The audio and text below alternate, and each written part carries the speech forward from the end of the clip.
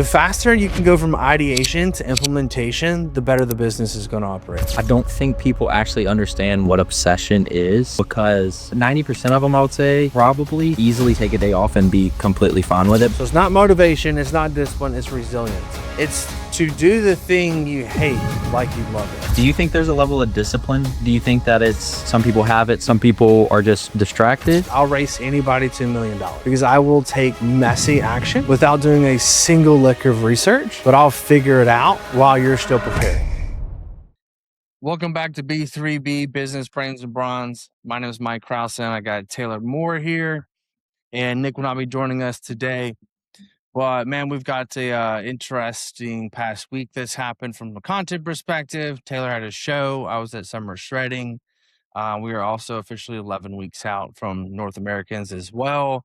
And the next week is a workshop that we have here in person. And I also know you've had some clinic changes too. So we got a lot that we can essentially dive in and talk about. But first and foremost, how's the lady doing? She's good.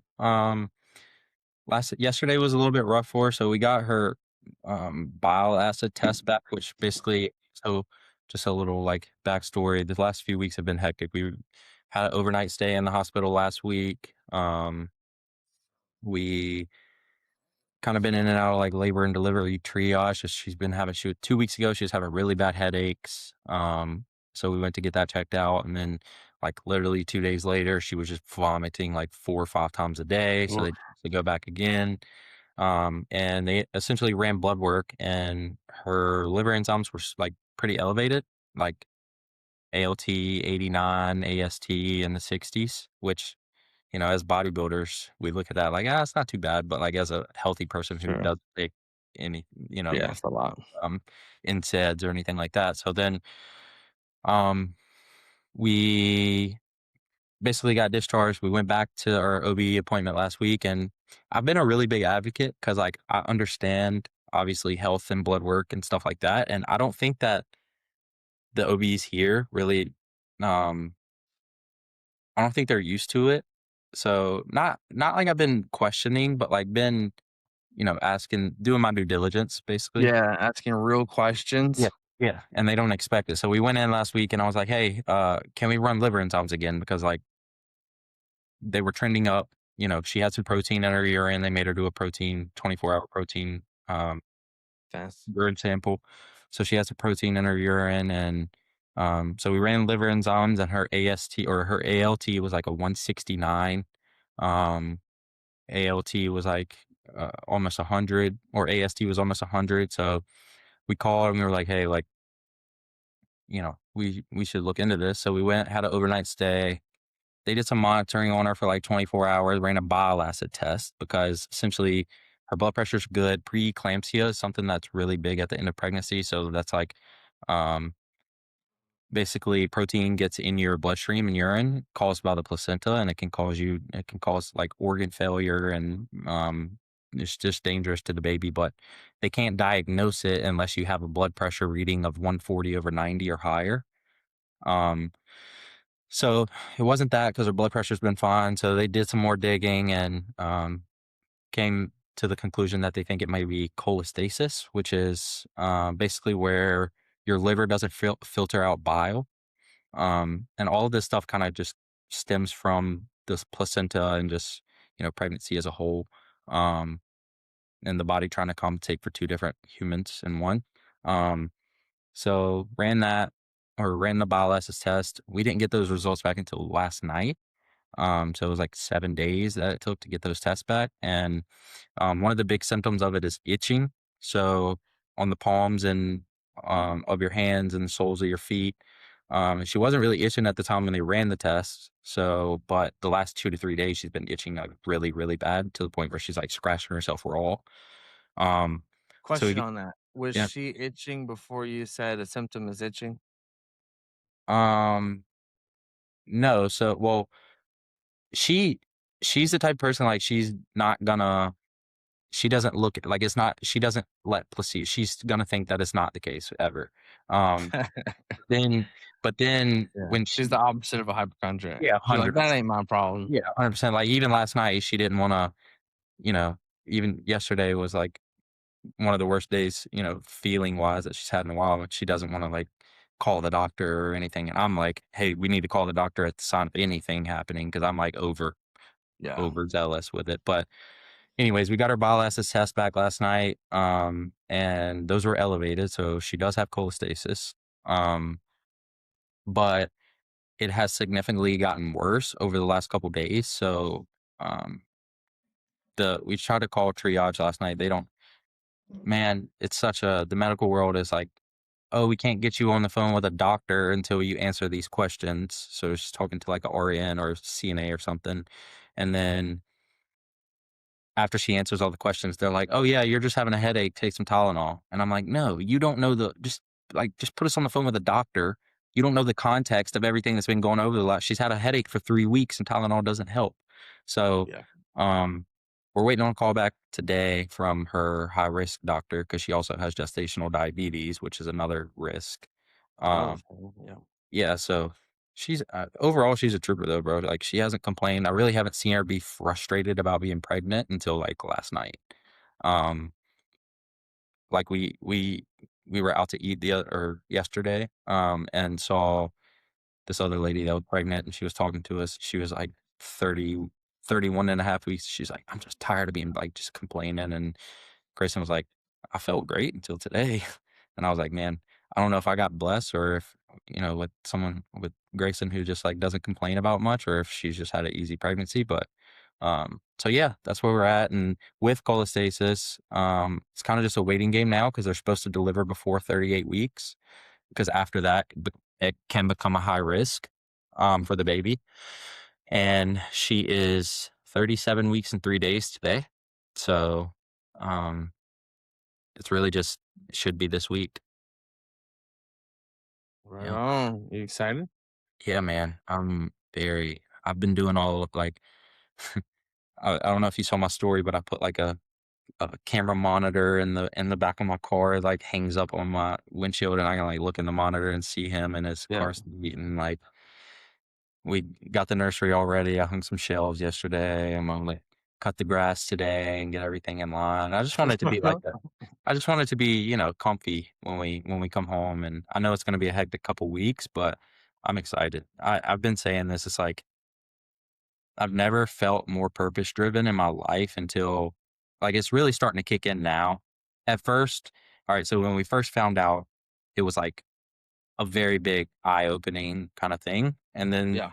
the whole pregnancy process has just been like, well, there's been a lot going on for one, but two, it's just like it doesn't really feel real until it's here, So or it has Sure. for me at least. So now it's really starting to kick in and I'm like, this is like I feel just like meant to be a dad, if that makes sense.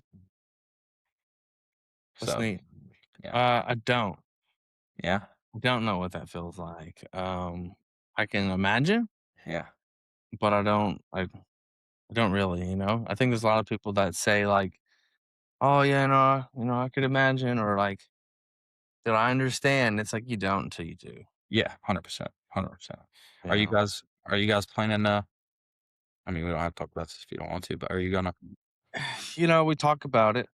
Um, we had some blood work run and whatnot, but um, at the moment, obviously, as I'm prepping for a show, it's not really at the forefront.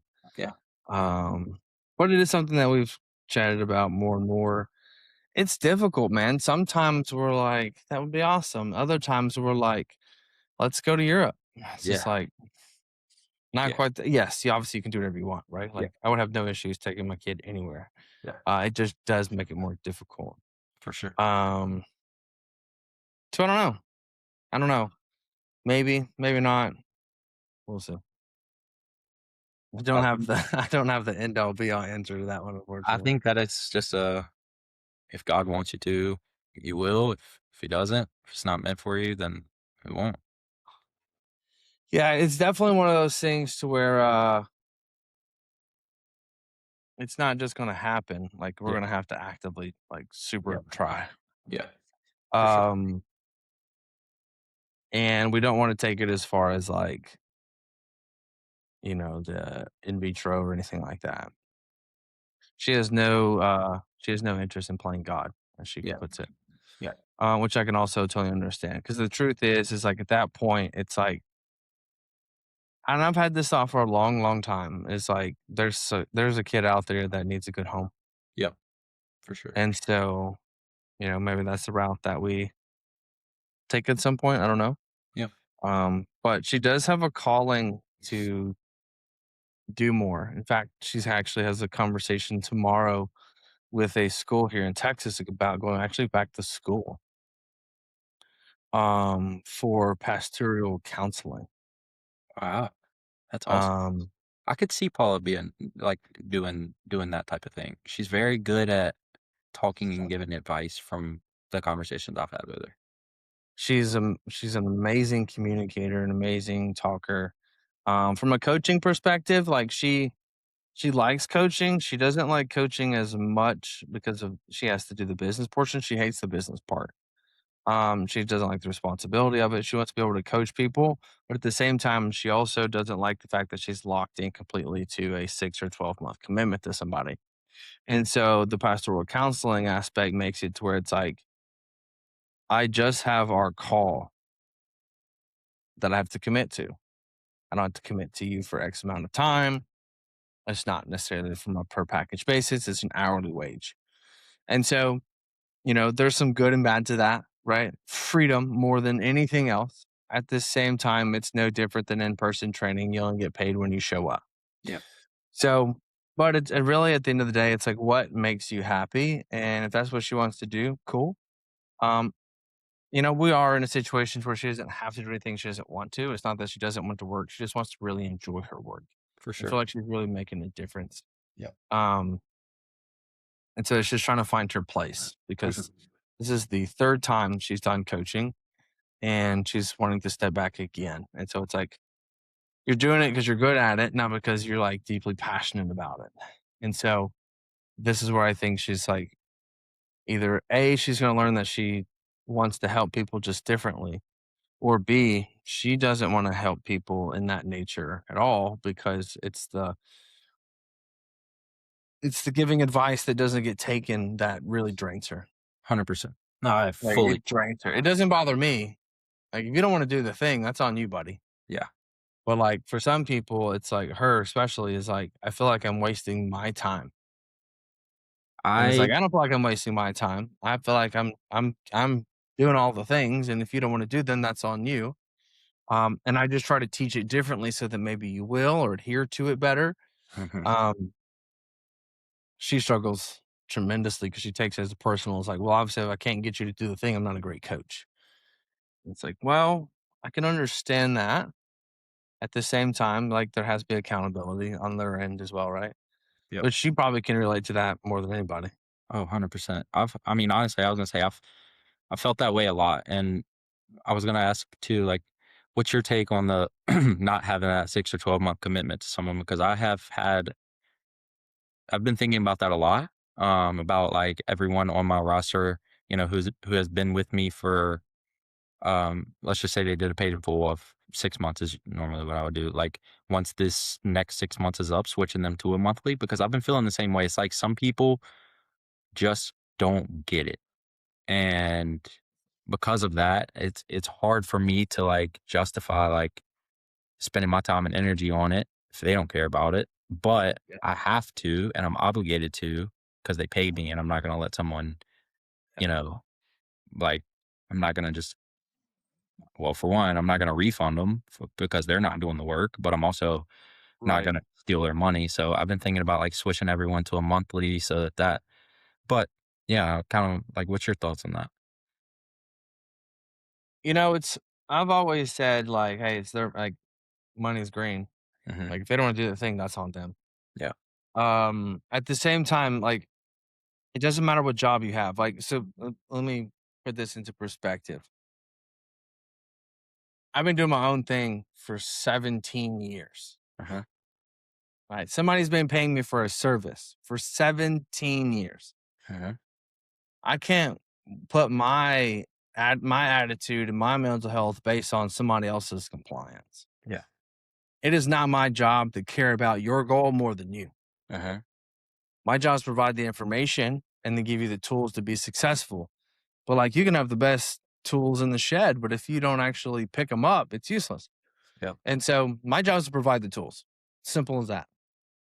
I could throw in some motivation. I could give some words of encouragement. I could try to preach some life into you. But if you're not able, willing, or driven to do it, it's like out of my hands. And at the same time, I just laugh and be like, okay, well, I guess I'll see you next week. Yeah. So I just have the same conversations typically over and over, and then just trying to reword it to get them to take it, so they would adhere to it. I don't get frustrated at them per se, because again, that's now your lack of compliance is now coming over on me. Uh-huh. And I just will not allow that to happen, Uh-huh. because I'm not going to carry that, because you can't carry it. I'm not going to carry it for you. Yeah. And I think everybody handles that differently. Yeah. And I got a guy that paid a lot to talk to me every single month, and has just bumped the last 3 calls because he's like, I haven't done anything. I'm like, well, why don't we get on the phone? He was like, I don't want to waste your time. I'm like, my time's not being wasted. yeah. You're paying for it regardless. Yeah. It's your money that's being wasted. Uh-huh. Right? Like, I have no concerns about, like, man, you're wasting my time. I've never once thought that. I'm getting paid whether you show up to the call or not. Yep. So I guess, that's just, again, it's how you view it. Yeah. Yeah. And honestly, I've had that a good example. You remember the person that I signed when I was with you at AR, when we were Yep. 0 check-ins, not one single check-in since Mind blowing to me. Yeah. And it's like, I think about it, like, I still have my list of people on my roster, and I look at it and just make sure it's up to date and stuff. And like, the time's still there, but I'll like reach out, but it's like, there's obviously 0 care. So like, why should I, like, I don't know. It's just a subconscious thing. I still think about, like, Of I think course. it's an energy thing for me of like, I feel bad when, yeah, sure, logically I shouldn't, but like, also it's like, still takes up mental bandwidth of like knowing that that person is there and could need you, and you have to, Yeah. you're obligated to fulfill on it. But yeah. One of those things where when somebody completely ghosts, from a coaching perspective and from a chargeback perspective, it is your job to continue the program, whether they do their job or not. Uh-huh. And so if they paid for 6 months of weekly check-ins, you send the check-ins every week. You send the follow-up every week. You send the reach out to them. If they don't submit, they don't submit, but you did your part, so that if and when time comes and they want to try to do a chargeback, it's like, here's all the proof of me trying to reach out with 0 response back, Yep. 0 compliance from their end, and I've done all my due diligence, and I Mhm. have proof of that. Yeah. It's like, well, if you don't check in with me, I'm just going to keep the money and like peace. It's like, no, that person is going to then, like, if they're going to charge back, they're not going to charge back because you've been trying. Mhm. They're going to charge back because after 12 weeks and you have 3 more left, they just, you stop trying. So then they're like, well, you didn't even try, or like, there's nothing for them to feel bad about. And they'll more likely have an opportunity to do so and get away with it. Yep. 100%. So I always say, is like, you fulfill your end of the bargain. Yeah. Always. I don't care what their compliance is. Yeah. Or you fire them and refund the money. You choose. Yeah. Paula's in the situation now to where she's like, I would rather, like, she's like, I only want to go to month with people. And if you don't comply, I have the right to fire you. Mhm. That's kind of what From a business perspective, I'm like, oh my God, what a terrible business move. Yeah. Right. Yeah. But, is that me being scarcity? I don't think so. Right. She views it as like, I'm being 100% abundant. Mhm. And I'm like, yeah. At the same time, look at all that work to then cancel somebody. Yeah. It's like, that sucks. So I view it from a LTV perspective and a CAC perspective, and she doesn't, like, we're not going to take any of that in consideration. It's just ROI on my happiness. Yep. So, And to be fair, like, from a business perspective, as a business owner, I feel like, sometimes the way we want to run shit isn't the most proper way to do it. and For sure. we can For do sure. that. There's a correct business way, and then there's your own mental health and happiness, and they don't always coincide. Exactly. Yeah. But again, at the end of the day, it's like you got to do what you love, Yeah, for sure. or nothing else matters. KPIs don't matter if you hate every day. You wake up and you go, I dread this. It's like, who cares about your metrics? Yeah. Like, what's your sleep metrics? What's your stress metrics? How about those health markers? Because I 100%. think there's two markers in life. You have your health markers, and then you have your KPIs. Yeah. Yeah. And sometimes one can be better than the other, but usually, like, happiness is really when, like, they're both essentially sinking. Um, but man, like, I'll give you a great example, and I'll be transparent. I've been gone and I haven't slept in my bed 7 Saturdays in a row. I've been traveling every single weekend. Yeah, I'm it's supposed to rough. travel to Junior Nats this weekend as well. Mhm. And, like, that's taken a hit on my marriage Oh, absolutely. because I haven't also said, okay, well, if I'm gone on the weekends, then I'll not work one of the days during the week or I'll be home more. It's like, Because you're no, I still just tacked it on. Yeah. And Yep. so because I basically went, like, I already float the line of work too much. Mhm. And now I work too much and not home on the weekend For work. for work, right? Yeah. And two of them were like us in Switzerland, but at the same time, like, that wasn't just an us vacation. Yeah. You know what I mean? It wasn't relaxing.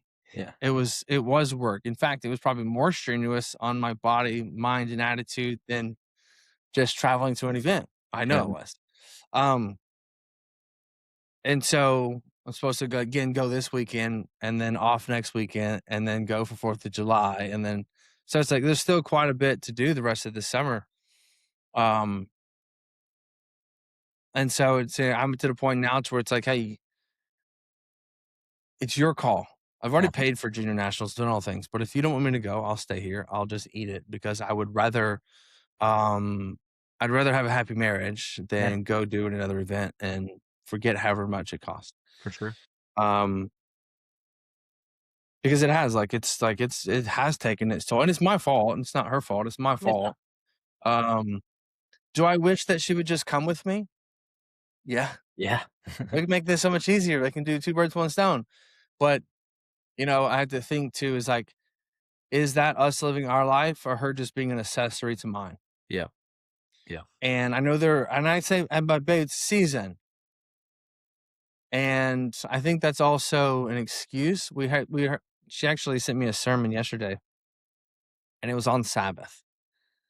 And it was really hard to listen to because the reality is that um, there is no day that I just don't do something. Uh-huh. So yesterday, it's Monday, right? Uh-huh. Um, I stayed home and skipped all my meetings, didn't do anything. And we went and worked out together. We ate breakfast together, went and worked out together, slept in. Um, she had a call midday. Um, I picked some weeds. We went for a walk. She had another group call, and I called my marketing guy and then chatted through some things. And we watched TV together. It was like a whole day of nothing, Mhm. pretty much for the most part. And my phone, I maybe looked at for like 30 minutes throughout the entire day. Um, Difficult, but also like it was my choice. Like, Yep. hey, I'm gonna like set this down Mhm. and like step away from it and see how this goes and just be present with my wife. And it was really good. It was hard because it's a Monday, man. We got to Yeah. grind it out. It's Yeah. Monday. Yeah. We're like at the end of the day, like, what's one day going to do for your business? Yeah. And how do you feel today? Um, Funny enough, I feel tired, but I Yeah. also think that's just 'cause, like, we're working out hard and Yeah. doing the things. But But, like, mentally, do you feel more like, do you think that day helped of being off? I say this because, like, a lot of people, like, obviously, one of the biggest entrepreneurial debates of all time is, like, um, balance versus obsession. yeah, so from a biblical standpoint, if God takes a Sabbath to build the earth, then why do you think that you shouldn't? So the idea here is that, you know, hey, if you work really hard and you work 5 days a week and you don't work the weekends, it's like you're working 70% of the hours that you could work, right? The other aspect of that is that if you took one day off, it doesn't have to be a Saturday or Sunday. It's like whatever day you choose, it's just that's your Sabbath day. And it's basically the idea and concept here is that you struggle with relaxing, which is why that's the whole point of giving it to God. Now, isn't it funny? And this is what I heard from the sermon. Isn't it funny that the two things that we struggle with the most is time and money? And those are the only two things God asked you to give him Yeah. 10% and one day a week.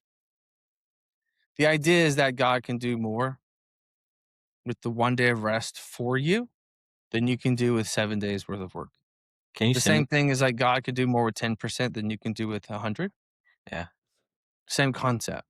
It's like if you struggle with that releasing of it, is the whole point of why you need to give it. Yeah. And so I mean, it's really just to keep balance inside your life. The Sabbath is nothing more, in my mind, from what I've come to learn, is that it is to restore your soul. Otherwise, your soul is just searching, and it's like I'm a workaholic. My soul's broken. mhm. I have to essentially let my soul recover, or it's always going to be going down the wrong path.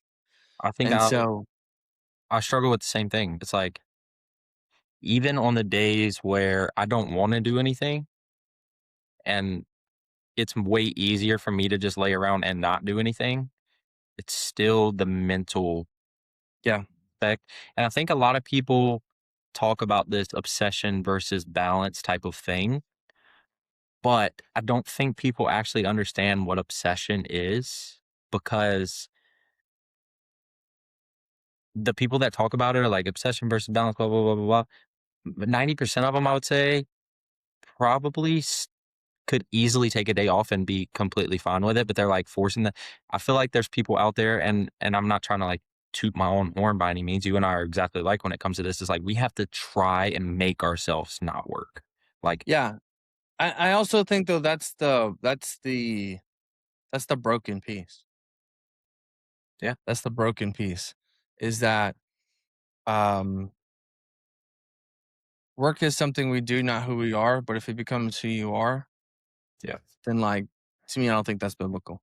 Like Western society makes this really big play for work ethic, hustle culture, right? But again, at the same time, I don't know that taking off a day of doing something is going to make a difference in what the business actually does. Because if it was really important, you would do it in the other days, yep, right? Um, and also too, like, how much work is somebody actually doing, yep, right? It's like, are you just being productive? Like, yeah, I worked for about 90 minutes yesterday, and it was really directed, like very, very, very hyper specific work. And I was like, oh, I got some good stuff accomplished today. hmm, It's like I did 90 minutes, yep. like not even crazy. It's crazy. Like when you're in a crunch or when like I sit down on my computer, right? And I'm like, okay, what's there to do today? I have plenty of time to get a lot of stuff done is when get the least done. But if I'm like, hey, we Yeah. have an appointment at 9:30 and it's 8 o'clock and I need to do XYZ before we go, it's the most productive work ever. It's called Parkinson's Law. It's however much time you have is the allotted amount of time that you have is the amount of time it takes to do the task. So if you have 30 minutes, I always relate back to workout so people can understand. When you have 35 minutes to get a workout in, it's a damn good workout Yeah. Always. because you push Yeah. and you still get the same thing. But like at the same time, if you didn't have a time, it's like 90 minutes and you like lost your pump and you're like scrolling on your phone and chit chat. It's like, but you did the same amount of sets and reps, but you wasted 2/3 of the time. So again, it's one of those things. So it's like, are you locked in or you just, I'm grinding or are you productive? There's a difference. And as a person that's grinded for a long time, it's like, I also want to now start being way more productive with my time. And that just comes to being more organized with it. And also understanding priorities. Like I had a conversation with Dan. I was like, hey man, I need you to take over more some sales perspectives because I need to focus on doing other things. And it's like I'm still micromanaging little things. I need to just let go and just do a better job of monitoring. Because sometimes, from my perspective, as somebody that has employees, we either are micromanaging it or we completely don't touch it. And so it's like if I'm not in sales, I typically dip. Well, it's because if I'm in sales, I'm in at 80% versus just 10. Because it's either 80% or zero. Yeah. It's like, how do I stay in at 10%? You Like, know, what meetings am I having? What are we tracking? Like those type of things. yep. I'm that's something I've been like this conversation's great because that's something I've been thinking about a lot lately. Like especially with the baby coming, there's gonna be Mhm. very I, I You're have gonna be sprint. It's gonna be sprint yep, and then stop, yep. sprint and stop, sprint and stop. And also I have to be way, way, way more present than I am. I have to Yep. learn to turn my brain off because even when I am quote present and not doing anything, it's still just so many ideas flowing through my brain and so many Yeah. needs to be done. And that honestly, that's when the most ideas are flowing through my brain is like when I'm trying to be present. You know what I mean? So that's something that I'm like really, really, really looking forward to. Like, hopefully, I'm hoping that the baby being here is going to help me with that a lot because I do Yeah. just want to be here. One thing I might suggest we do there, where I say we as in like if I was you, um, do a good job of trying to just capture those moments, those thoughts, and just put them in a notes folder on your phone to come back to, It's funny. or put it in your calendar. It's like, hey, fledge out this idea 30 minutes tomorrow at 9 a.m. It's funny you say that because I actually just made yesterday a notes tab and I pinned it in my phone. I don't know if you can see it. Cool ideas and random shit. And I just pinned it in my notes yesterday. So So the idea here is that we're present when it's still here. yeah. But if I can get it off paper and then I don't have to think about it anymore. And it becomes actually, we'll put it actually into practice. If I'll take that and then skip the sheet of ideas and just create a calendar. Yeah. Now, you obviously, you've got a Clawbot, right? Yeah. So you should just send a Telegram message to say, hey, 30 minutes, find a slot for 30 minutes to go over this idea. Yeah. And it's going to auto book on your calendar for you and do all the things. And it's like, why have to then have a sheet and then go back to it? It's like you could just find time to fledge out that idea, whether you need 15 minutes, 20 minutes, 30 minutes That's a very during a work break yeah. versus it's still sitting and like marinating. When we don't get it out of our brain on the paper, we marinate on it. Mhm. And you just lose the presence because you're not there. You're still thinking. And So then all not the things only we know we need to do need to go down on paper. yeah. And then not only that, but then you forget about it and then it pops up later. And then it's just that same vicious cycle over and over. Yeah. Yep. So for me, I'm something I've been teaching at the workshops lately is like a checklist is useless if you don't do anything with it. Mhm. Like a checklist is where ideas go to die. And so my perspective is like instead of doing a checklist, how about you just take that checklist and find a 30-minute block on your calendar and just schedule it. Mhm. And then you'll just actually start to I'm like, wow, my checklist all of a sudden just got knocked off.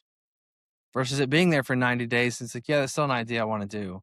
Yeah. It's like put it on the calendar and it gets executed. Yeah. That's good. Biggest advice for taking action is like scheduling it on when you're going to take the action Mhm. because ideas are useless if you don't implement them. And so another thing that I teach is that um, the faster you can go from ideation to implementation, the better the business is going to operate. Mhm. Like it's going to grow when you can go from idea to action. So ideation to implementation. That's the difference between a fast growing business and one that never really gets any traction, is that you're too lazy on the go, but you have tons of ideas, but you never do anything with them. And this is why I always back it up and say, I'll race anybody to $1 million, because I will take messy action without doing a single lick of research, but I'll figure it out while you're still preparing. And most people, I think, lack this one concept. Why in the world do you think that you could build a business plan if you've never built a real business? You don't need a business plan. Business plan, to me, a business plan is needed, truthfully, when the idea is good enough to have investors come in. I was going to say, when a bank wants to see it. Exactly. Other than that, dude, just do and figure it out as you go. Like, simple as that.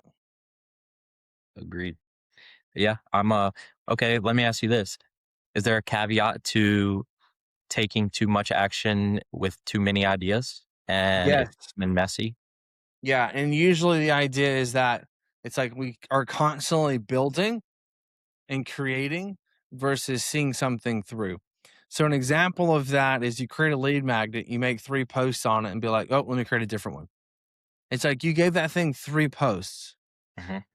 Like, how about you give it like 3 weeks of posting like every other day, and then study that, and then do more and do more and do more and do more. And then it's not that you need to recreate it or make something new. It's that you need to tweak it. Because if the title sucks, then that's the biggest difference. So it's like, why don't you just change the title? Yeah. If the information inside of it doesn't need to change because no one's downloaded it yet. So that's irrelevant. So usually it's title and messaging. So messaging is always what's missing, but shiny object syndrome. So in big business cases, I say big business, this is not big business, but to a coach doing 10 grand, this is big business.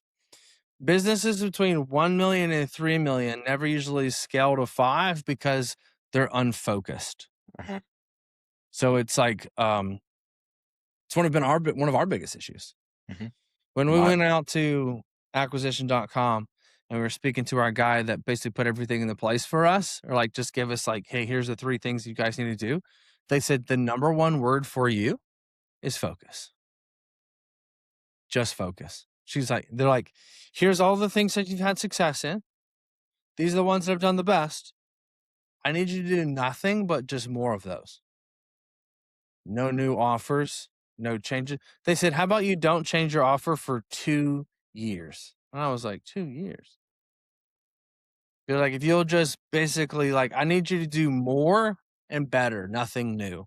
And a lot of people try to do new things all the time. But if you'll just do more and better, more and better, more and better. It's like somebody in fitness. It's like, if you'll just do more of what's working, more of the basics, and then perform them better, that's going to be 10 times more effective than you come out with new exercises. Yeah. With this new science stuff. And it's like, how about you just do heavier weight with better form? That'll probably produce better results than your fancy thing that you're connecting to your wrist to do the thing. It's like, just do heavier weight and better form. Just do more, better. And there's a restaurant that he actually made a funny reference to that's called Mo Better. Yeah. This is Mo Bettas. He was like, Mo Bettas, that's all I need you to do. Mo Bettas. Do you think there's a level of discipline that goes into being able to, I feel as if some people have it where they're just like, this is the one thing, they go all in on it. But do you think that some people have it, some people are just distracted? Because you and I, to the average person, I'm not going to say like you're far way more successful than I have been, but like to the average person, we could consider ourselves to have had success in life, right? Like, especially, in this industry, but like we've had this talk off camera a lot of times, like, we still get distracted a lot. So, and I would consider us to be focused, pretty focused in the general consensus. So like, what do you think the people who are like Hormozy, for example, just 100% dialed in all the time and focus on one thing for multiple years, like, do you think they have Do you think that's just something that they have, like a gift they have, or do you think that it took a level of discipline for them to be able to like say, "Hey, I'm not gonna veer from this whatsoever"? I think discipline for sure. It's also like whenever we come up with a new idea, it's because we believe that it's the latest and greatest. Uh-huh. At one point, you also thought that about the original idea that you're now starting to divert away from. So I think the piece here is that it's belief that it's going to work. However, I need you to give it the allocated time. So, for example, you tell your clients all the time, "Hey, I just need you to be consistent for a long enough period of time." It's like just because the scale's not dropping the way you want it to because you did it for 3 weeks doesn't mean what we're doing is wrong. I just need you to continue to show up, and we're going to make small improvements until one day you're going to get there, and then it becomes a lot easier to maintain once you're there, right? Maintenance is easy. Yep. And so I think that's the biggest piece is that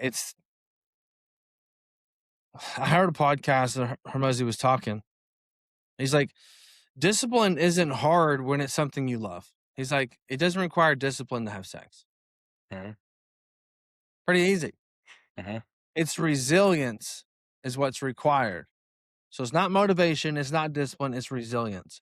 It's to do the thing you hate like you love it. And then do it every day over and over and over. So when it's not working, you still do it. Uh-huh.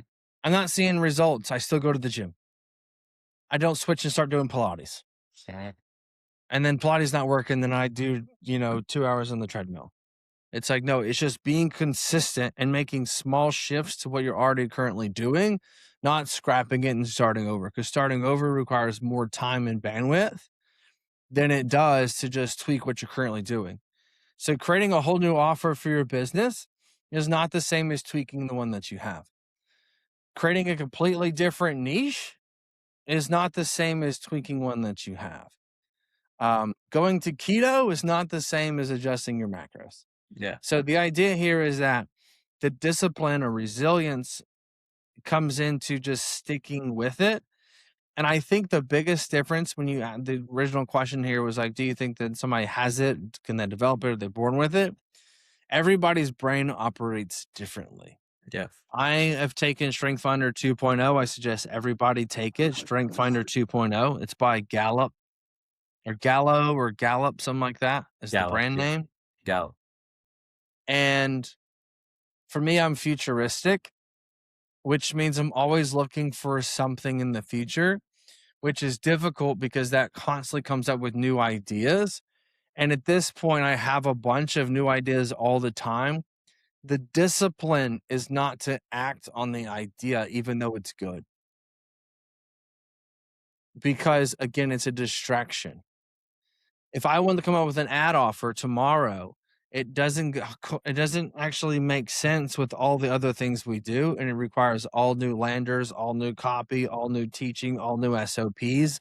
Yes, it makes money, but it doesn't actually scale the business. It just scales LTV. LTV is great. However, it doesn't actually grow the business.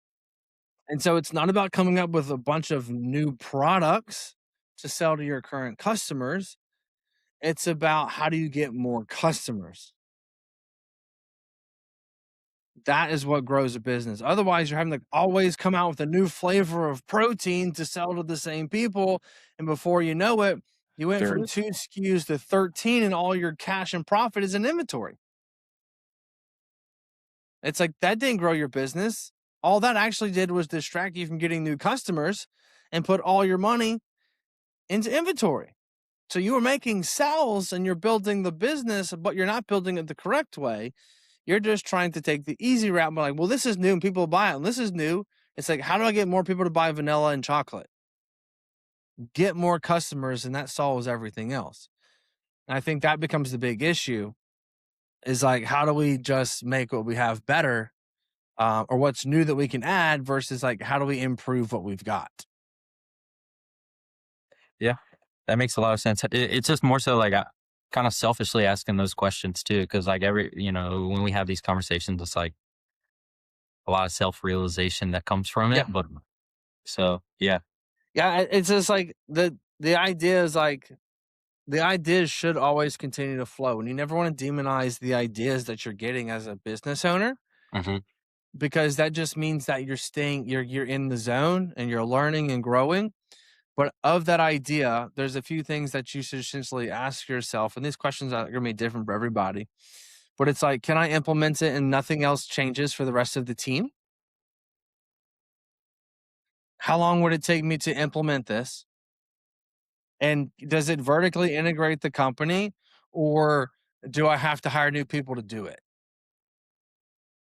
From an HRT perspective, it's like, do you come out with a supplement line as well that provides iron and K2 and vitamin C and all these things?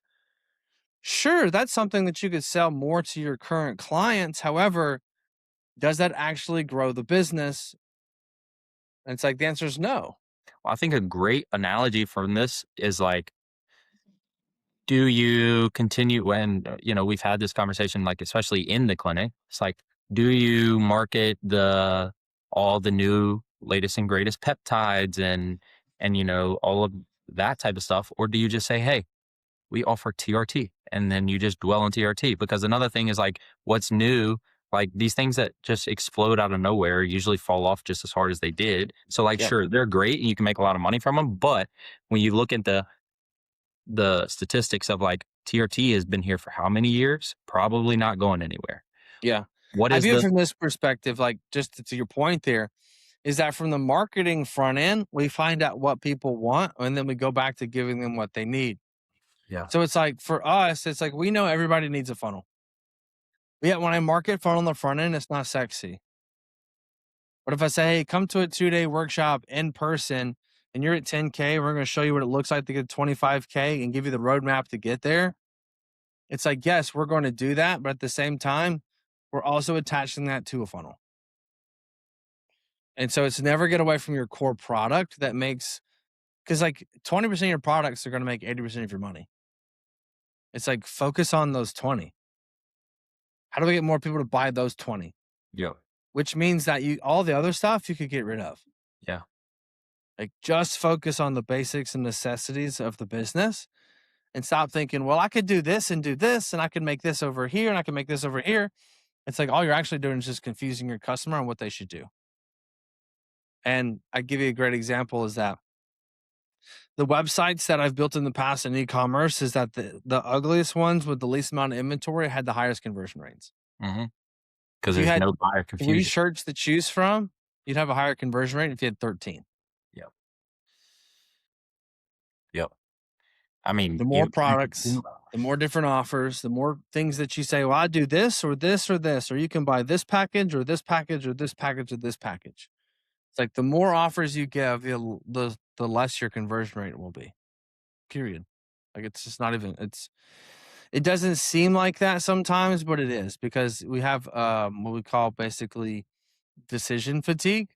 And if anybody ever says, okay, let me think about it, then odds are the offer that you gave them was enough to actually have to go think about. I don't want you to have to think about it. I want it to be, heck yeah, I'm in. Yep. And that's only because you give them minimal options to choose from versus actually giving them the thing to go think about. Mm-hmm. I don't need you to think about it. I want you to be like, I'm 100% in. Yep. Or not. Not, do you want 6 months, 12 months, 9 months, 3 months, one-on-one calls, not one-on-one calls, weekly check-ins or bi-weekly check-ins? And did you want training or nutrition or just one or other? It's just like, let me think about it. I don't know yet. Because I don't even know what you Versus, said. I got this 6-month program. This is everything that comes with it. Would you like to do it or monthly? Same package though. It's like, yeah, give me that. Yeah. Yeah. That's great. Great advice. One thing I think too is, like, goes from a clinic perspective, sorry to cut you off, No, is that it's also too, it's like, yes, we want to sell them other things, but just not on the front end. It's like, get them in and then upsell them from, so HRT is the entry point, great. And then go to peptide after the trust is bought.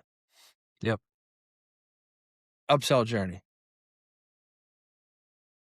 And also, like, just from a cash flow perspective, like, TRT is what makes the most money. So, like, why would you not only dwell on that? Like, Yep. cost of goods sold on peptides are way higher than TRT is. So, like, You know what I mean? So yeah.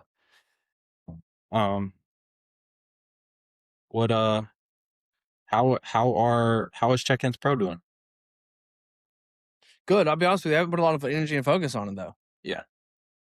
Um, what's funny is that we talked to their team back in November at acquisition, and they go, "It's a distraction." I go, "But," and they go, "It's a distraction."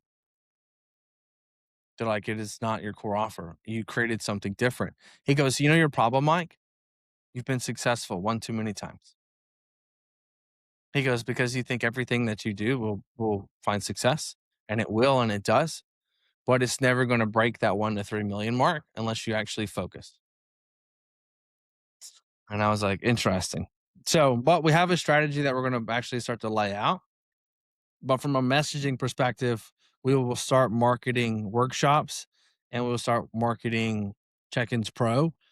And then both of those will funnel into each other. Yeah. But the idea here is that we go Check-ins Pro free trial, and then you book an onboarding call with the team.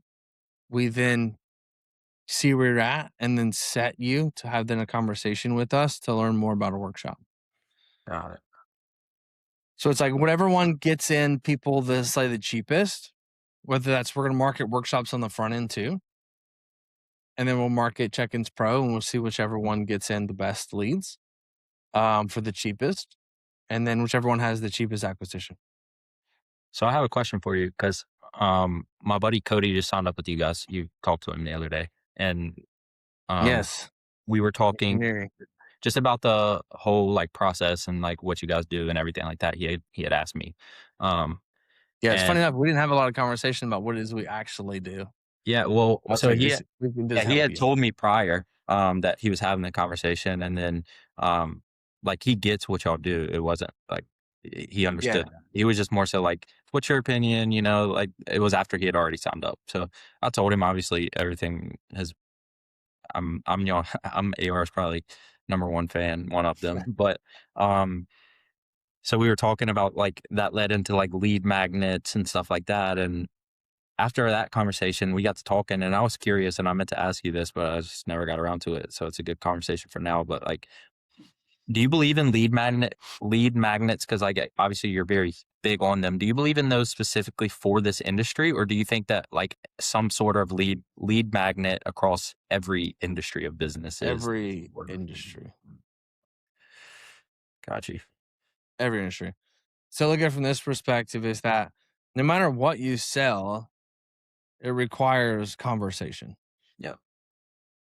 especially in a service, especially something that's considering like if you're putting something in your body, especially I think also too if you're like giving somebody like an injection.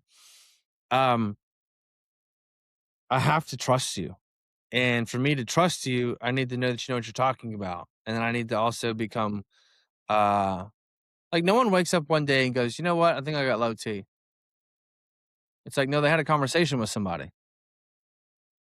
Right. So it's like there's multiple stages that somebody goes through. So, right, we're problem aware first and then solution aware. It's like we're problem aware because somebody talked about low T and how it makes them fatigue. And they go, dude, I'm so tired this morning. And then from there, then turns into then you see another post from somebody. And it's like, you want to know the 7 reasons on why you're fatigued. And it's like, then you click on it and then you learn more about why somebody's fatigued. Is one of those could be low T. Hmm. And if that's the case, then you can just click here to learn more about that, or you can to schedule blood work to get that done. If you're XYZ of age, odds are 37% of you probably have this. So then it makes it to where now we're making them problem aware. Then they turn into solution aware. This is how one way you could potentially fix it. So a lead magnet still goes out to everybody. If I wanted to sell this shaker cup online, 15% off on the front end is a lead magnet. Mm. Name, number in exchange for 15% off. You became a lead. That is a lead magnet. Every company runs one, but it's also like it doesn't necessarily have to be directly about your product. It can be subconsciously speaking to your product, um, or it's like in passing, right? So, for example, if I wanted to sell more protein, my lead magnet would be 17 post workout shakes that taste like, you know, McDonald's, whatever, pick something. And then you basically have different shakes that you make. And then shakes 7, 11, and 3, you have a hyperlink to a protein that's unique for that one shake. It's like I created a free thing that nothing to do with my product, but I'm selling it on the back end. So problem aware and then solution aware on how you can get that flavored protein to make that shake. Different things like that. So if I wanted to sell more seasoning, I would create an ebook recipe that I just threw in I wouldn't create an ebook on seasonings, right? I would create it as like different ways to smoke meat. And then like, here's all the recipes to smoke turkey. And on the back end, it's like 4 out of the 6 recipes has a product of mine. Yeah. So again, same concept. It's like we have to educate on the front end, cold traffic, you educate. And then once they become educated, then we can provide solutions. It's hard to provide a solution to somebody on the front end when they don't know they have a problem. Yeah. So we have to make them problem aware. And your product typically doesn't make them problem aware. Think about it like this. When you remember the Snuggie commercial? Remember like the classic white person that spills a giant bowl of popcorn just ridiculously? Yeah. Problem. If you've ever spilled something on the couch, we're making you problem aware. And how because your blanket doesn't have sleeves in it, that's why you spilt it. But our product will solve that and you'll never spill another product again while you're with a blanket on the couch. Yeah. So it's like, it's always one of those things where it's like, you have the leaky gutter, Flex Seal. I was You literally got a about to leaky door, like it's always problem, solution, problem, solution.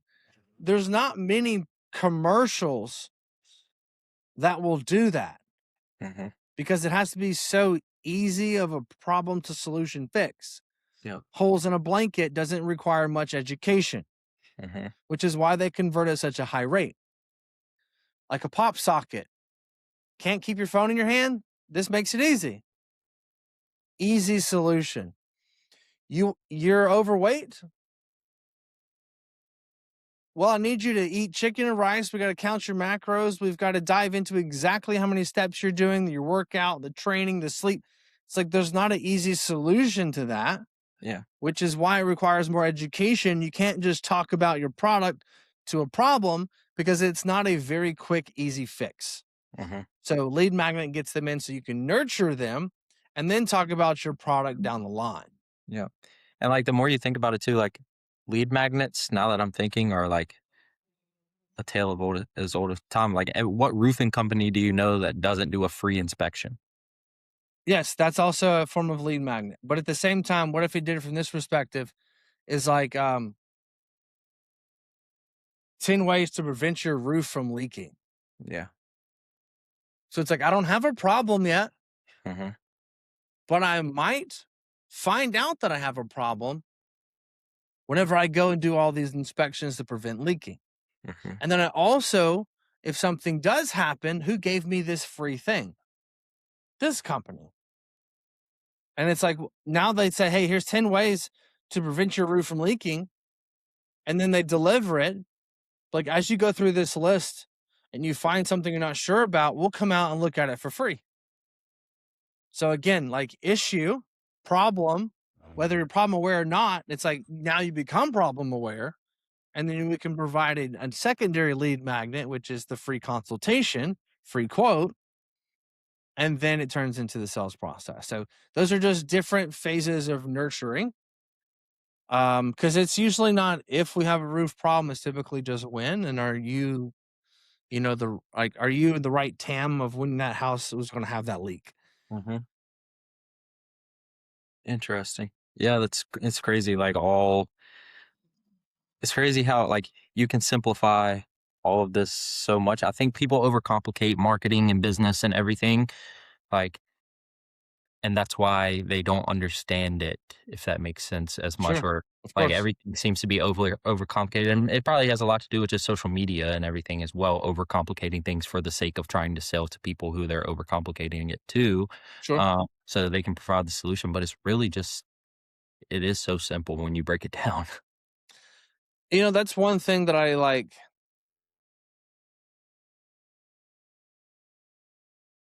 the more you do something, the more you teach it, the easier it becomes to have aha moments for people that are listening, right?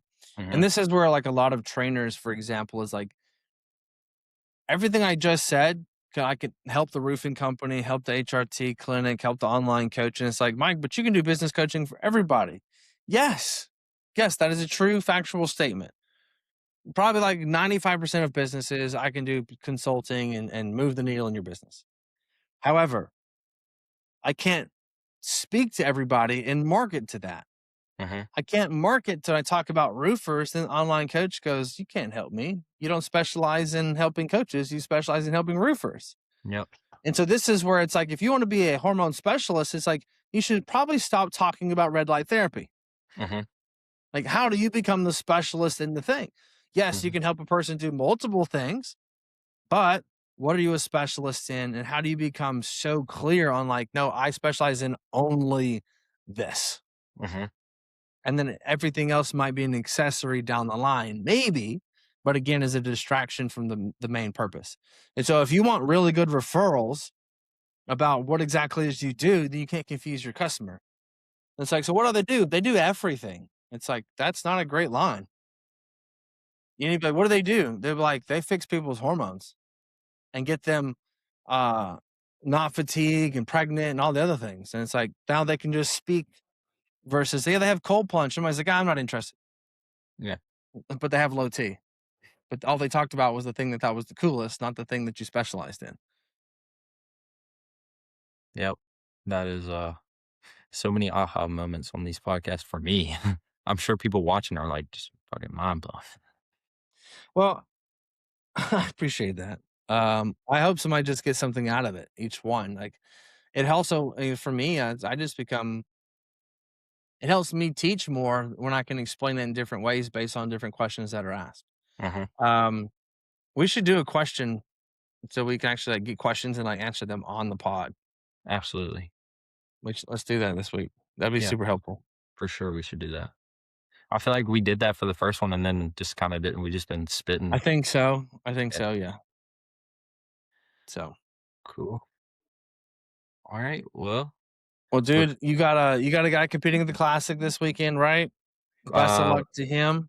bodybuilding. Yeah, I have two people competing, one in Florida, one in Texas this weekend, and possibly a baby being delivered as well. So we'll see how all of that That's it. works We'll out. see how that goes.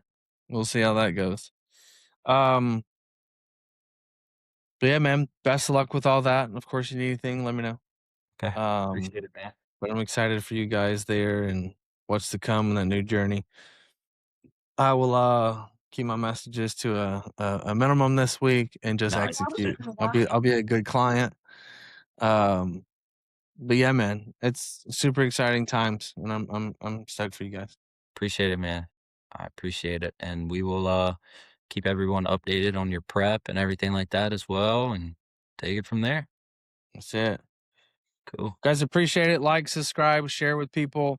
If you have any questions that you would like to get asked, whether it's fitness, business, brains or bronze, you can put them in the comment section below. We'll put some stuff up on IG, so if you ever see those as well, you can come in and comment those, and we'll bring them to everybody's attention. So, Taylor, appreciate you, dude. Of course, man. Thank you. Thanks, guys. We can make it That would happen. be awesome.